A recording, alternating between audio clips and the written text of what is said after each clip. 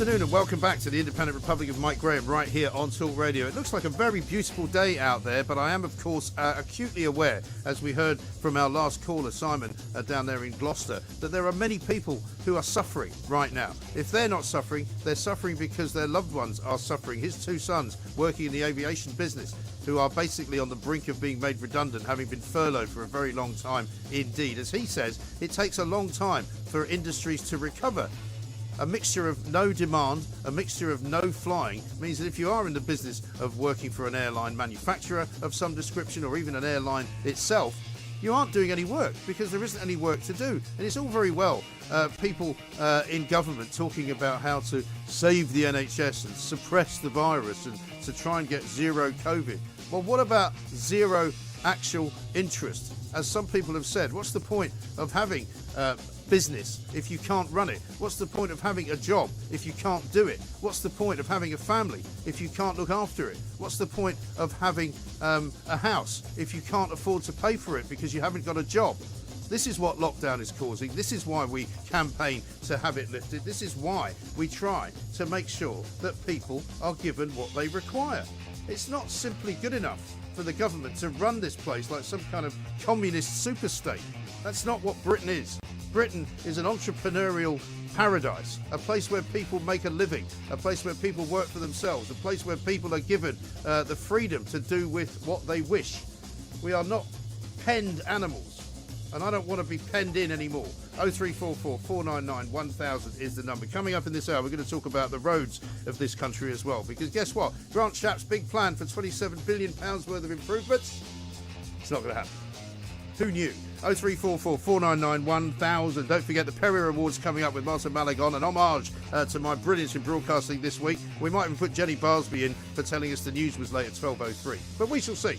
0344 499 1000 is the number. This is Talk Radio. Mid-morning with Mike Graham. Talk Radio. Let's talk now to Paul Biggs, spokesman for the Alliance of British Drivers, because the front page of The Guardian today has actually got quite a decent story on it for a change. They've managed to get an exclusive on the fact that the idea that Grant Shapps wanted to spend £27 billion improving the roads of this country may not be happening. Paul, a very good afternoon to you. Welcome. Afternoon, Mike. Thanks very much for joining us. Now, this was a very kind of elaborate and rather interesting plan that Grant Shapps had, because it kind of flew in the face of what we normally see, which is a kind of war on motorists, you know, cycle lanes being put up all over the place, people being told not to drive anywhere, not to pollute the atmosphere, you know, told to drive less and cycle more and all of that. So we all thought, maybe wrongly, that this was going to be a bit of a shot in the arm for the road network. Well, yes, this was first mooted in May 2020 when I wrote a letter in a Transport magazine about this potential legal challenge to the road building programme. Because there's been quite a worrying trend in the last few years where well-funded green lawyers are actually able to take the government to court because the government insists on signing up to things they don't understand, that sometimes are legally binding, and they've got no idea how they're going to actually meet their targets. Well, exactly right, because, I mean, every city in the land practically now has some kind of congestion charge or restriction. Parking has become more and more expensive. Fines have become more and more sort of harsh on people who get stuck because they've run over a little time. And it just really seems to be a bad time to be a driver, doesn't it? Oh, yes, I mean, there's practically a weekly announcement of a new way of taxing drivers, of structuring them and prosecuting them. You know, it's just relentless. It really is. And what is the reasoning as far as you're aware? I haven't been able to discover it really, and The Guardian doesn't seem to really know either, why this might all be put on hold. Well, they cite the Paris Agreement, which the government signed up to, I think it was 2015, but people don't seem to understand the Paris Agreement is not legally binding. And even if all the countries meet their commitments, the effect in 2100 will be a reduction in global temperatures by 0.05 degrees centigrade. Yes. I'll repeat that, 0.05 degrees centigrade, at a cost of something like at least $1 trillion per year by 2030. Right. It's total madness. Well, it really is. But these are the same people, aren't they, who say that, if the temperature of the world goes up by 0.05 degrees, then, you know, millions of people are going to die. And a bit like some of the things that we're told about what might happen if we don't do something about the NHS, or we don't do something about the spread of COVID, it's impossible to know whether any of that's in any way factual or true.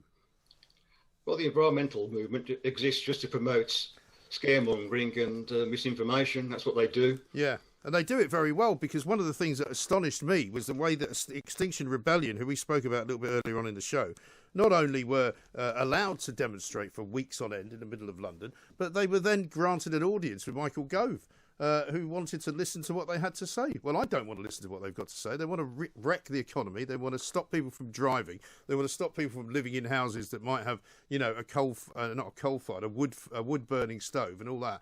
And this idea of zero carbon is a fantasy, isn't it? It is. Well, they call it net zero, so that there is some wiggle room for allowing emissions of CO2 with offsetting and carbon capture. But I think I should point out that the UK CO2 emissions are now down to 1888 levels. So we really need the rest of the world to catch us up. We are leading the world. 1888 levels we're at now. 1888, and I mean, there wasn't really even any cars in 1888. No, that's right. But I mean, I guess we did have coal, and we haven't got coal anymore. I mean, I was talking to somebody the other day who said, we want to outlaw the burning of coal. And I'm like, well, I don't know anyone that burns coal. I don't think we burn coal in this country anymore.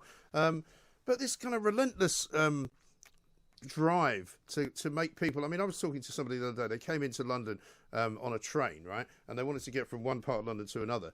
And when they put the Transport for London app up, it told them how to get to where they wanted to go. It suggested two methods: not the tube, not the bus, but either a cycle, or either cycling there or walking there.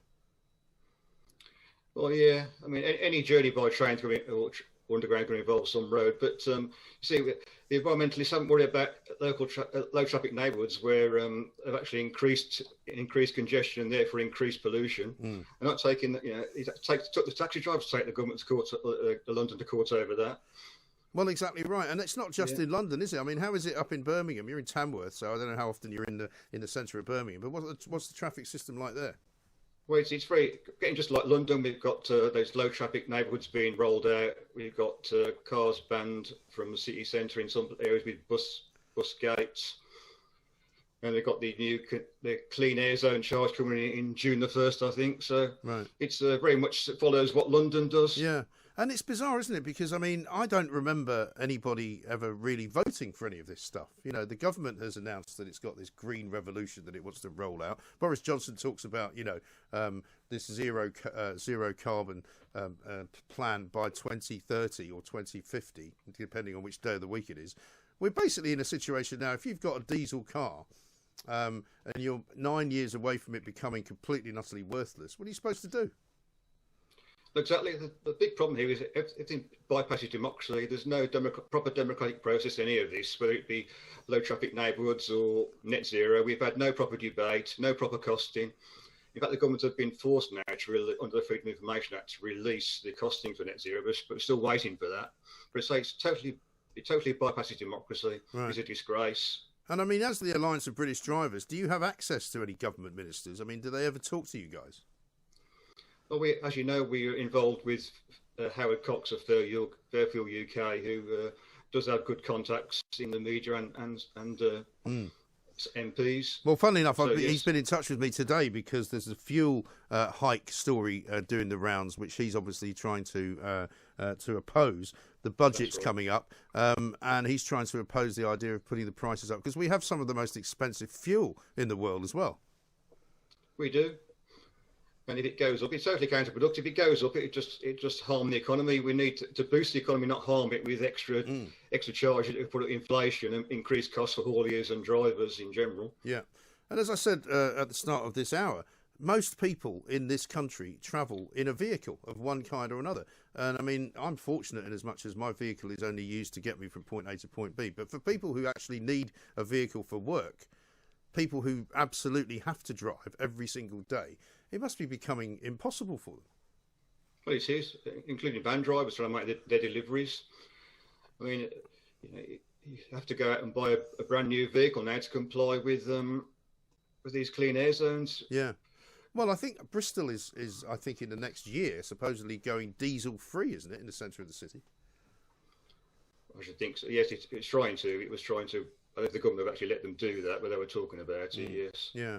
I mean, what can organisations like yourselves, Paul, do about things like this? Because, like I say, it seems to be that the government and local authorities just roll out this kind of policy willy-nilly without really any kind of consultation with ordinary people. You know, they get, as you say, they get lobbied by very expensive green paid lawyers, and they get lobbied by very expensive organisations who have got lots and lots of money thrown at them by eco campaigners. But what they don't have is any kind of representation from the ordinary working man and woman of this country.